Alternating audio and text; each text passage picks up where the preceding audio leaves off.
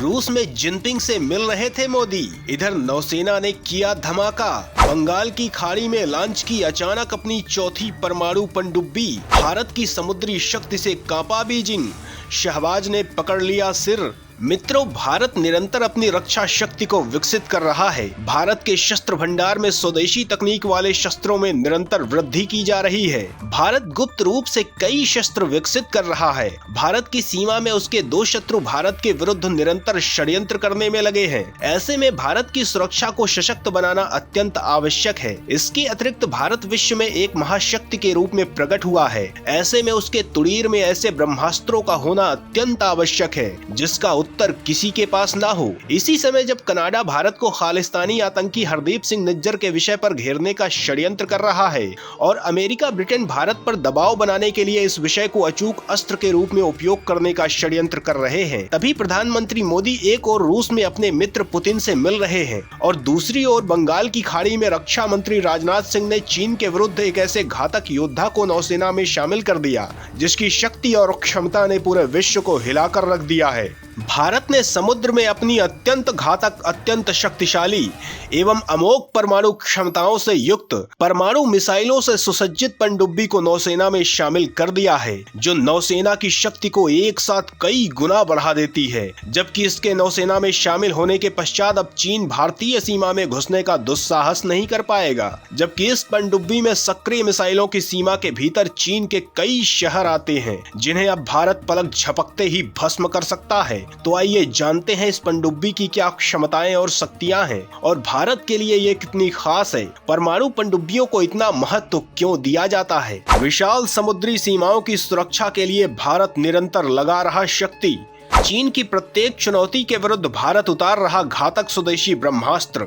इस वीडियो में हम आपको प्रथम ये बताएंगे कि भारत समुद्र में निरंतर घातक शस्त्र क्यों उतारता जा रहा है, जबकि इसके पश्चात हम आपको ये बताएंगे कि परमाणु पनडुब्बियों से भारत की रणनीतिक क्षमताओं में कितनी वृद्धि होगी। भारत एक विशाल देश है और वो भौगोलिक दृष्टिकोण से इतना सशक्त है कि वो 3 दिशाओं में समुद्र से घिरा हुआ है। उसकी लगभग 7,500 किलोमीटर की समुद्री सीमाएं हैं। भारत की सामरिक सुरक्षा के लिए समुद्र की सुरक्षा अत्यंत आवश्यक है। समुद्र किसी भी देश के लिए अकूत धन का भंडार है जिसमें अनगिनत रत्न भरे पड़े हैं। यदि उपयुक्त तकनीकियों का उपयोग किया जाए तो इससे भारत की अर्थव्यवस्था देखते ही देखते आकाश में पहुंच जाएगी। थोरियम से लेकर पेट्रोलियम और न जाने कितनी संपदाओं का भंडार समुद्र में भरा पड़ा है। चीन की दृष्टि इसी रत्न भंडार पर है, जबकि 2060 तक वो अपनी सीमाओं में व्यापक विस्तार करने की योजना बना रहा है, जिसमें वो भारत सहित आसपास के कई देशों के बड़े भूभाग पर आधिपत्य करना चाहता है।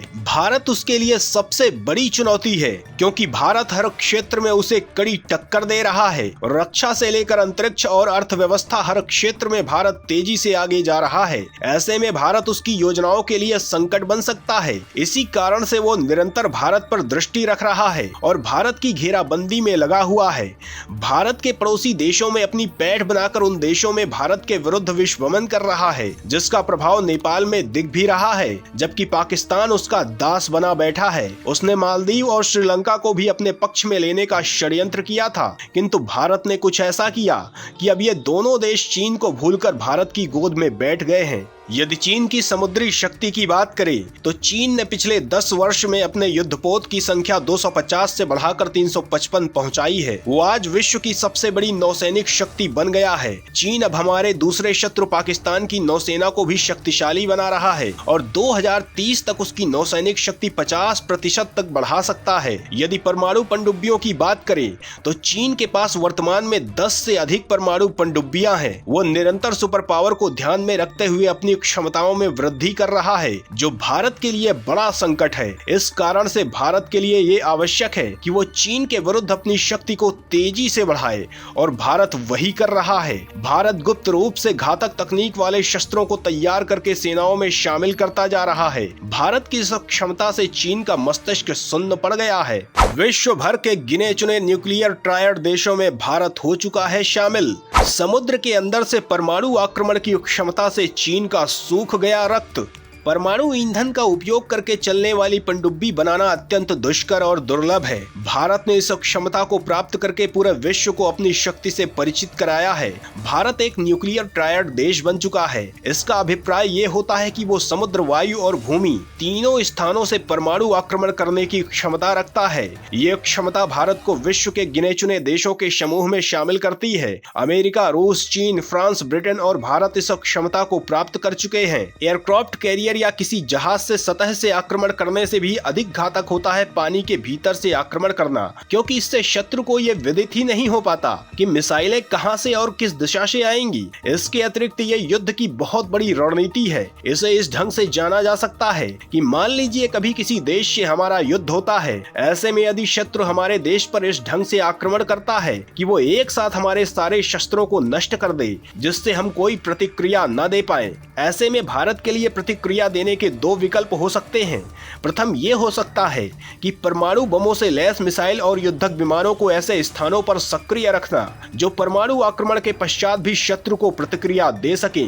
ऊंचे पर्वतीय क्षेत्र, दूर अंडमान निकोबार जैसे द्वीप और मिसाइल छिपाकर आक्रमण के लिए अंडरग्राउंड सुरंगें अर्थात भूमिगत स्थान ऐसे में सशक्त भूमिका निभाएंगे। जबकि भूमि से मिसाइल आक्रमण और विमानों से परमाणु बम गिराने की क्षमता के साथ समुद्र में युद्धपोत और पनडुब्बियों से परमाणु मिसाइल आक्रमण की शक्ति दूसरा विकल्प है। इनमें परमाणु ईंधन से चलने वाली पनडुब्बियां सबसे शक्तिशाली विकल्प हैं, क्योंकि युद्धपोतों को ढूंढकर डुबोया जा सकता है, किंतु गहरे समुद्र में गोता लगा रही पनडुब्बी को ढूंढना अत्यंत दुष्कर है, क्योंकि परमाणु पनडुब्बियां महीनों तक समुद्र के भीतर रह सकती हैं, क्योंकि इनमें परमाणु रिएक्टर होता है जो इन्हें चलने के लिए शक्ति देता है।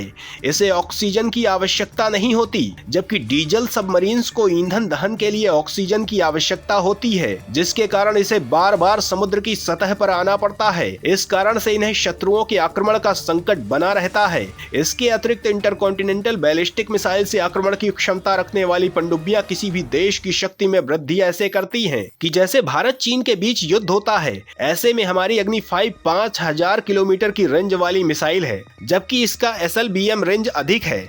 ऐसे में परमाणु पनडुब्बी समुद्र के अंदर से किसी भी क्षेत्र में जाकर उसके किसी भी शहर को लक्ष्य बना सकती है, जबकि भूमि से आक्रमण करने में उसके कुछ क्षेत्र रेंज से बाहर जा सकते हैं। वहीं युद्ध के समय भूमि और आकाश पर तो दृष्टि रखी जा सकती है, किंतु समुद्र के भीतर जल में दृष्टि रखना अत्यंत दुष्कर है। भारत सरकार 2 और परमाणु पनडुब्बियों के निर्माण की अनुमति दे चुकी है, जिसमें 90% स्वदेशी सामग्री का उपयोग किया जाएगा। इन्हें 40,000 करोड़ के बजट में बनाया जाएगा। यदि हम नौसेना में शामिल अरिहंत क्लास की सबमरीन की बात करें तो ये एक स्वदेशी परमाणु पनडुब्बी है। इसमें उपयोग किए गए 75% सामान भारत में ही बनाए गए हैं। इस पनडुब्बी का कोड नेम S4 है। इस बैलिस्टिक मिसाइल पनडुब्बी की विशेषता ये है कि ये 3500 किलोमीटर की मारक क्षमता वाली न्यूक्लियर बैलिस्टिक मिसाइल से सुसज्जित है। ये पनडुब्बी अरिहंत और अरिघात से भी अधिक परमाणु मिसाइलें और आयुध ले जाने में सक्षम है। जहां परमाणु क्षमता वाली पनडुब्बियों की तकनीकी के लिए अमेरिका अपने ऑस्ट्रेलिया जैसे मित्रों को भी गोल गोल घुमा रहा है, तब भारत धड़ाधड़ घातक सबमरीन्स नौसेना में शामिल करके पूरे विश्व को अवाक कर रहा है। तो मित्रों, भारत के इस नए योद्धा पर आपके क्या विचार हैं? कमेंट में अवश्य बताएं।